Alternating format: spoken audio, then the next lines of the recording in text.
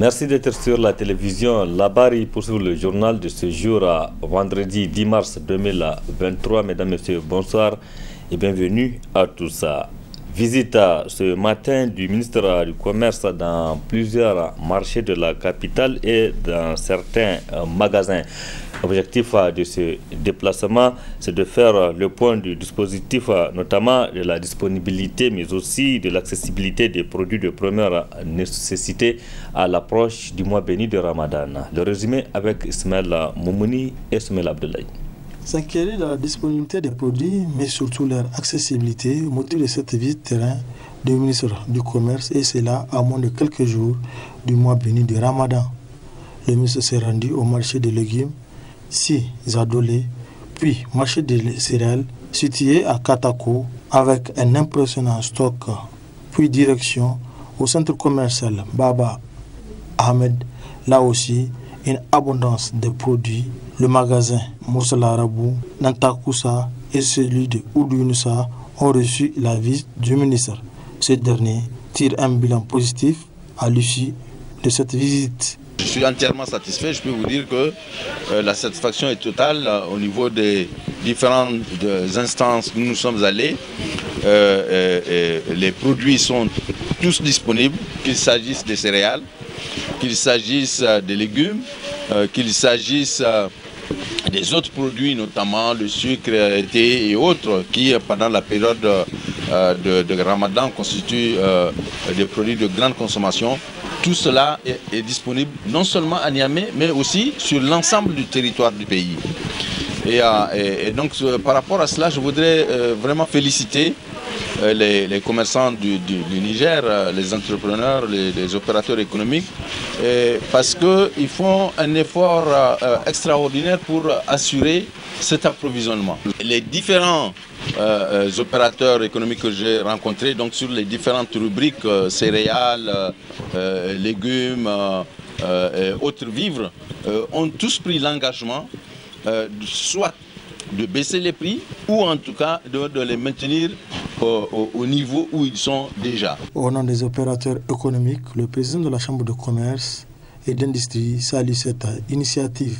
Je voulais vraiment profiter de l'occasion pour remercier d'abord le ministre du Commerce qui, depuis son arrivée à la tête de ce ministère, en tout cas, a toujours mis un accent particulier à la veille de chaque carême ou de chaque événement, en tout cas, y compris les fêtes de Tabaski, pour voir qu'est-ce qui se passe au niveau des activités et surtout du ravitaillement du marché pour s'assurer que les produits d'abord sont disponibles, parce que la disponibilité des produits aujourd'hui, c'est elle qui peut garantir en tout cas la pérennité des prix, et ça, chaque fois il l'a fait. Et cette année particulièrement, le ministre a encore une autre initiative en envoyant depuis quelques temps ses services techniques sur les marchés d'abord, avant qu'il ait rencontré hier les opérateurs économiques au niveau de la Chambre de commerce. Il a fait mener des enquêtes par services techniques au niveau de Niamey et au niveau de l'intérieur du pays d'abord pour constater, avoir les statistiques du disponible qui existent sur les marchés et surtout des niveaux du prix qui se pratiquent. Et avec cette chaîne de solidarité, certainement que les commerçants feront aussi leur part des choses. Ce que je voulais dire par ailleurs, c'est que il y aura une équipe que la Chambre de commerce constituée de différents syndicats qui sont concernés par les secteurs et les acteurs des défenseurs de consommateurs. Cette équipe, dès le début de carême, va sillonner les petits marchés des quartiers et surtout au niveau des petits tabliers pour les sensibiliser. Parce que très souvent, c'est là où les gens constatent une certaine surenchère souvent des prix. Dans tous les endroits visités, le ministre a échangé avec les opérateurs économiques qui l'ont rassuré que la traditionnelle flambée des prix au cours du mois béni de Ramadan ne sera pas observée cette année. Fin de formation du contingent 2023 donc recrues des forces armées nigériennes.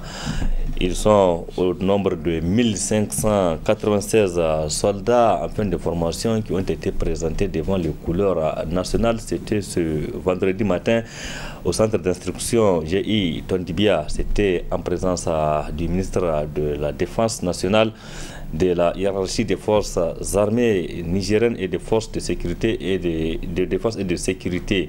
Il y avait également les parents, amis et connaissances de ces soldats. Précision, Hamza Sakou, Nasser Sedou. C'est dans une ambiance grandiose démontrant la volonté de la population à encourager et soutenir son armée que s'est tenue la traditionnelle cérémonie de fin de formation des jeunes recrues du contingent 2022 pour le compte des forces armées nigériennes. Au total, ils sont 1596, dont 129 filles, formées au groupement d'instruction de Tonbia. Le groupement d'instruction de Tonbia, symbole par excellence de l'unité nationale, est dévoué depuis sa création à inculquer le savoir et le savoir-faire indispensable au noble exercice du métier de soldat. Que ces jeunes appelés, originaires de toutes les régions et issus de toutes les couches sociales, ont choisi d'exercer. C'est après 5 mois de formation sous la conduite d'officiers, sous-officiers et militaires du rang, férus de compétences militaires, que ces jeunes recrues ont appris le maniement des armes ainsi que les connaissances tactiques et techniques de base. Cette cérémonie de présentation au drapeau traditionnel dans les armées symbolise et témoigne de l'aptitude de ces jeunes recrues à servir désormais sous le drapeau. Se disant convaincus que la formation réussie leur permettra de s'épanouir pleinement dans leur métier, le ministre de la Défense nationale n'a manqué de prodiguer des conseils à ses subordonnés. Soldats de la classe 2022, vous allez bientôt connaître le terrain dans un contexte sécuritaire caractérisé par le terrorisme et la criminalité transnationale organisée. Et c'est pourquoi je vous demande de faire constamment preuve de courage, de patriotisme, d'abnégation, de loyauté et de professionnalisme dans l'accomplissement de votre devoir. Soyez à la hauteur des attentes de l'ensemble du peuple nigérien qui vous a confié ces armes pour les protéger et les défendre et surtout pour veiller sur son bien le plus précieux, la terre nigérienne. Soldats du contingent 2022, le drapeau tricolore qui est devant vous est le symbole de la République du Niger. Il est composé de 3 bandes horizontales dont les couleurs sont de haut en bas, l'orange, le blanc et le vert. La bande médiane porte en son milieu un disque de couleur orange. Dans ces plis est inscrit en lettres d'or la devise de la République qui est fraternité, travail, progrès. À travers cette devise, ça affirme tout un symbole dont il convient que vous saisissiez le sens en tant que soldat.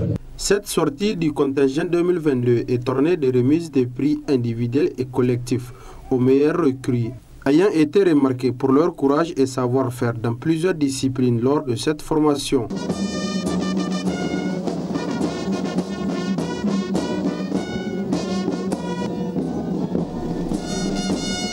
Merci Hamza Sakou. Et cette brève avant de poursuivre ce journal, vous pourrez suivre à la fin de ce journal l'entretien que nous a accordé la directrice régionale d'Oxfam Afrique de l'Ouest et du Centre, Madame Sidi Assalama. Elle parlera entre autres de la contribution donc, des femmes au développement du pays. Rendez-vous à la fin de ce journal-là. Cela dit, la compagnie d'assurance Sunu Niger a organisé hier jeudi à l'hôtel Ténéré de Niamey une rencontre d'échange avec les journalistes. Objectif édifier les hommes des médias sur l'assurance vie, notamment son utilité. Précision Ismaël Moumouni et Cheb Guissou. Le contrat dépendant de la durée de vie de l'homme et a pour finalité le paiement de capitaux ou de rentes en cas de survie ou de décès. Le contrat d'assurance vie protège l'assuré dans son intégrité physique dans l'éventualité d'un décès ou de ses chances de survie. Cette journée d'instruction sur la thématique destinée aux journalistes est initiée par la compagnie d'assurance de référence au Niger, Sunu Assurance. Donc le groupe Sunu est au Niger depuis quasiment sa création. Autant vous dire que le Niger, c'est un des piliers des territoires dans lesquels le groupe Sunu existe depuis le début. C'est un marché très important pour nous. Et ici, la société Vie propose des solutions. Vous verrez des couvertures assez larges autour de la vie des individus et autour aussi des décès. Il s'agit en général, quand on parle d'événements autour de la vie, quand on survit à l'âge de la retraite, c'est un événement heureux, mais autour de cet événement, il y a des conséquences financières parce qu'il faut continuer à financer sa vie, il faut continuer à faire face à ses responsabilités, il faut continuer à payer ses impôts, il faut continuer à prendre en charge ses enfants, ses petits-enfants, etc. Donc, autour de cet événement, vous avez souvent, classiquement, les assurances, on va dire, connues, la retraite, c'est une forme d'assurance vie, mais il y a à côté beaucoup d'autres produits pour accompagner les citoyens.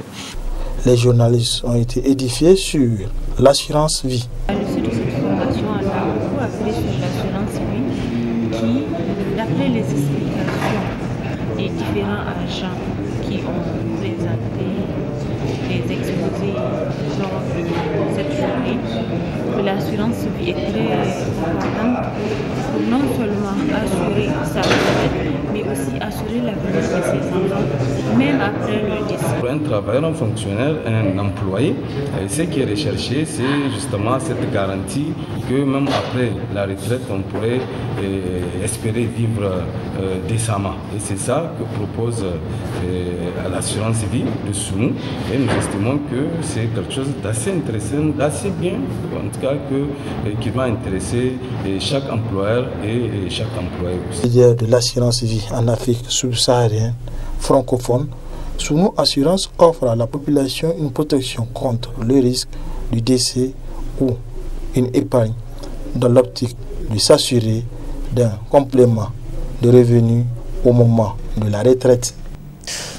Cérémonie de lancement hier à Saï, c'est dans la région de Tillabéri, donc des activités génératrices de revenus au profit des jeunes leaders bénéficiaires du projet On est ensemble, un projet financé par l'USAID et mis en œuvre par Search for Common Ground, Comdev et Berandi. À cette occasion, des matériels permettant l'exécution des activités génératrices de revenus ont été remis donc aux bénéficiaires. C'est ce qui nous rapporte à Arrêté Sala.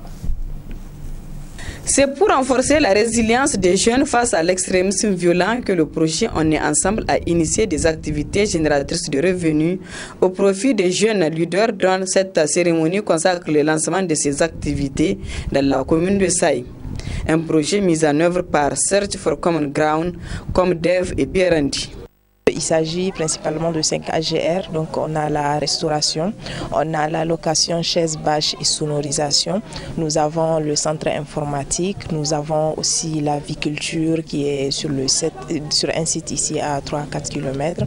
Donc vraiment ces AGR, nous les avons mis en place dans le cadre du projet On est ensemble, un projet financé par l'USAID et vraiment mis en œuvre par un consortium de 3 ONG, Search for Common Ground, Comdev et l'ONG Berandi. Donc vraiment aujourd'hui ça marque la fin de tout un processus d'apprentissage que les jeunes ont eu à faire, que ce soit des formations, des stages. Donc ils ont vraiment acquis les connaissances pour utiliser ces matériels. Donc vraiment nous souhaiterons juste une gestion rationnelle de ces ressources par les jeunes pour renforcer leur résilience face à l'extrémisme violent, quelque chose qui est vraiment l'objectif principal du projet On est ensemble. Le maire de la commune urbaine de Saï, Morihima, a salué cette initiative du projet On est ensemble et a rassuré les jeunes bénéficiaires du soutien de la commune pour tirer profit de ces activités. Quant au préfet de Saï, il a demandé aux jeunes de bien gérer le matériel mis à leur disposition pour réussir. Je ne manquerai pas de féliciter et de remercier au nom des autorités de la Section République nos barres de fonds, notamment Search for Common Ground, Comdev, Berandi, pour les appuis multiples et multiformes qu'ils ne cessent à apporter à notre jeunesse. Que Dieu renforce vos capacités, vos ressources, également pour continuer à appuyer notre jeunesse.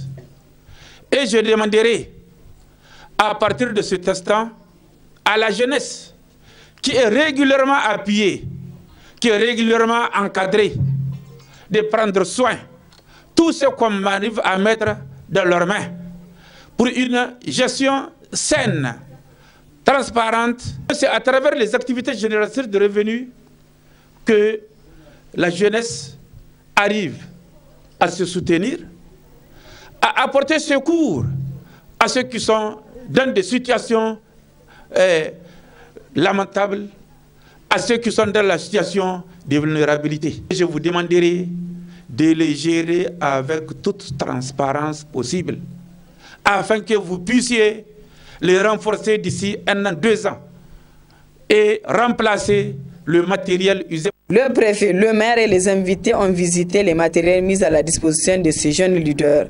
Des matériels composés de chaises, des bâches, des tricycles et des matériels de sonorisation.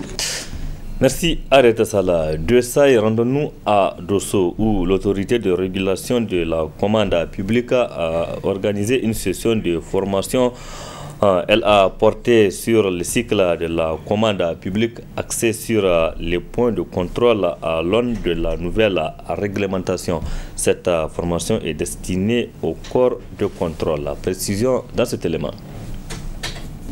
Organisée à Dosso du 7 au 8 mars 2023 par l'autorité de régulation de la commande publique ARCOP, cette formation des acteurs de la commande publique permettra d'outiller les bénéficiaires sur la nouvelle réglementation. Placée sous la présidence de la directrice en second du cabinet du Premier ministre, Mme Hadari Zainabou, l'ouverture de cette cérémonie a vu la participation d'éminentes personnalités des finances publiques. Après le mot de bienvenue du secrétaire général de la région, suivi de l'intervention de la présidente du Conseil national de la régulation de la commande publique, Mme Souleymane Gambo, la directrice en second du cabinet du Premier ministre a dans son discours d'ouverture invité tous les acteurs à une synergie d'action. Chers participants, cette formation vous servira de plateforme pour débattre sur plusieurs questions. Sous la conduite d'éminents formateurs, vous aurez à échanger sur les changements opérés dans la réglementation, les différentes règles qui régissent la passation, l'exécution, ainsi que les points de contrôle dans le processus de gestion de la commande publique. Cette session permettra de renforcer votre capacité à caractériser en faute de gestion des manquements constatés dans le cadre de la gestion de la commande publique et de renforcer vos aptitudes à mesurer la qualité des procédures mises en œuvre au sein des autorités contractantes. Les échanges vous éclaireront sur la nouvelle réglementation tout en vous édifiant sur la manière de déceler les manquements.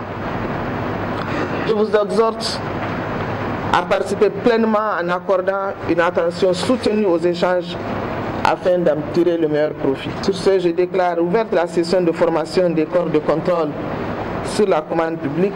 Je vous remercie. Il faut aussi noter qu'au cours de cette cérémonie, que plusieurs autres interventions avaient été enregistrées. Notons enfin que les travaux qui se poursuivent en ce moment à l'hôtel Galaxy prendront fin le 8 mars 2023. Comme annoncé, nous en venons à présent à notre partie magazine consacrée à l'entretien que nous a accordé la directrice régionale Oxfam Afrique de l'Ouest et du Centre, Madame Sidi Assalama Dawalaka, a parlé entre autres des contributions des femmes nigériennes dans le développement du pays. C'est un entretien réalisé à l'occasion de la journée des femmes, donc une journée internationale célébrée le 8 mars dernier. Très bonne réception.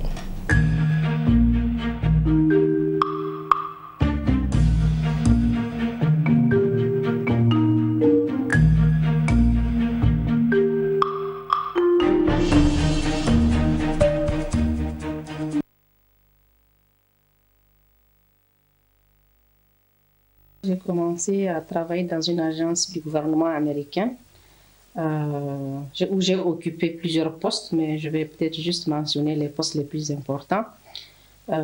Mon dernier poste au sein de cette agence du gouvernement américain, c'était le poste de directeur associé en charge du programme éducation. Le poste de directeur associé dans cette agence du gouvernement américain était pratiquement le plus haut poste pour les non-américains.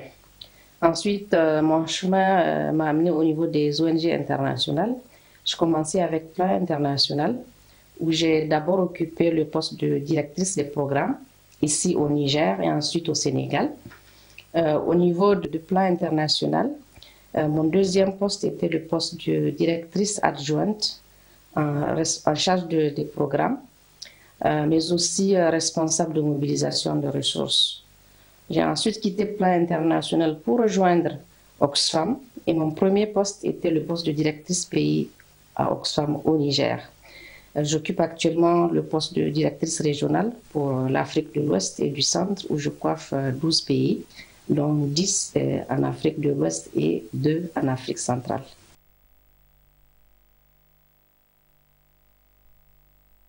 La journée du 8 mars, d'abord je tiens à dire que ce n'est pas la journée de la femme, contrairement à ce qu'on voit souvent dans les réseaux sociaux ou même dans les médias. La journée du 8 mars, c'est la journée internationale des droits des femmes. Et il est important, pendant cette journée, de parler, de réfléchir et de repenser les approches pour permettre aux femmes d'exercer pleinement leurs droits, mais aussi pour protéger ces droits. Pourquoi je le mentionne? Parce que il est évident que pendant des décennies, il y a eu beaucoup d'efforts investis, beaucoup de ressources investies, et cela autant par les gouvernements que les ONG internationales et locales et les bailleurs de fonds. Mais même s'il y a eu quand même un progrès qui est à saluer, il n'en demeure pas moins que nous avons toujours plusieurs difficultés, plusieurs défis qui se dressent en tout cas devant pour empêcher aux femmes d'exercer pleinement leurs droits.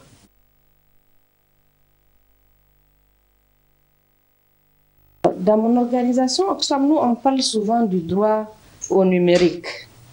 Nous estimons que le numérique, surtout au XXIe siècle quand même, c'est un secteur incontournable, je dirais, pour le développement individuel, donc, mais aussi pour le développement collectif.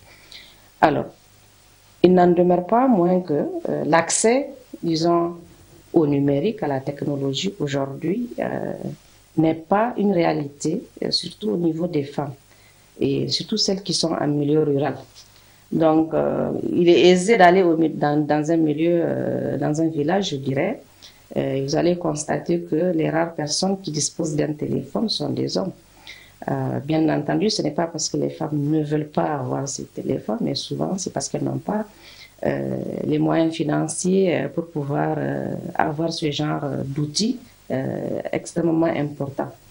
Je donne cet exemple juste pour dire que bien que le secteur soit pertinent, bien que le secteur soit incontournable, parce que nous sommes vraiment dans un monde aujourd'hui virtuel, digital, donc il est important, à mon sens, de réfléchir sur comment faciliter l'accès à l'Internet, au digital, à la technologie, à ces femmes qui malheureusement, pour l'instant, n'en ont pas.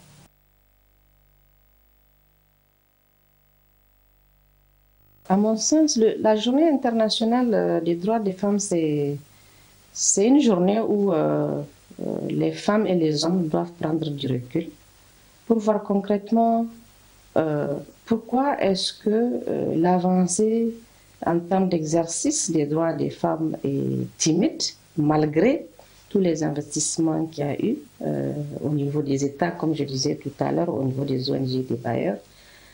Est-ce une question d'approche? Est-ce une question de stratégie? Est-ce une question de programme?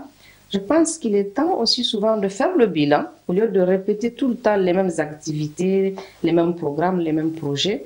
Je pense qu'il est important de repenser réellement, de faire le bilan et de repenser, voir qu'est-ce qui doit être fait pour que les femmes exercent, n'est-ce pas, pleinement leurs droits. Donc, je pense que ça, c'est mon premier message. Le deuxième message, je pense qu'il est important aussi que les réflexions soient individuelles. Les femmes ont besoin d'avoir plus confiance en elles, J'entends souvent des femmes qui disent que ça, c'est des métiers réservés aux hommes, ça, c'est des métiers réservés aux femmes. Et d'ailleurs, des hommes qui aussi, disons, tiennent ces mêmes propos. Je pense que si, au Niger, par exemple, les métiers réservés aux femmes ou les métiers réservés aux hommes, ça n'existe plus. Parce que depuis les années 70, il semblerait qu'on avait des femmes qui étaient parachutistes. On avait des femmes qui étaient chauffeurs de bus. On a des femmes dans pratiquement, disons, toutes les branches de l'armée. On a des femmes dans la médecine, dans la technologie.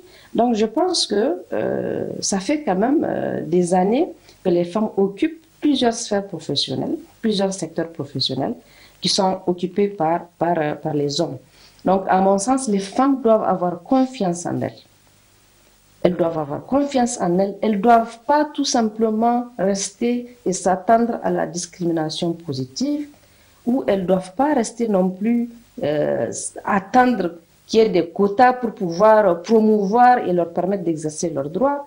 Je pense que les femmes doivent aussi se retrousser leurs manches, travailler, n'est-ce pas, travailler, fournir les efforts qu'il faut, oser, n'est-ce pas, prendre et relever les défis. C'est ça qui fera, n'est-ce pas, qu'elles puissent exercer pleinement leurs droits. Et je pense que seul le travail paye. C'est extrêmement important. Il ne faut pas baisser les bras parce qu'on est femme. Mais il faut se dire que tout ce que les hommes font, la femme peut le faire. Et oser et surmonter ses peurs, ses craintes et retrousser ses mains pour pouvoir avancer. Donc voilà mon message à l'endroit des femmes. Mais bien entendu, pour que cela puisse être, disons, effectif aussi, il faudrait que le contexte soit favorable. Je ne peux pas ne pas parler du contexte. Le contexte, il est familial, il est communautaire, il est national. Donc il faudrait que les femmes aient autour d'elles des membres de leur famille qui soient ouverts à les accompagner, des membres de la famille qui soient vraiment prêts à les encourager, à leur tenir les mains. Mais il faudrait aussi qu'au niveau communautaire, vraiment que certains préjugés soient mis à l'écart.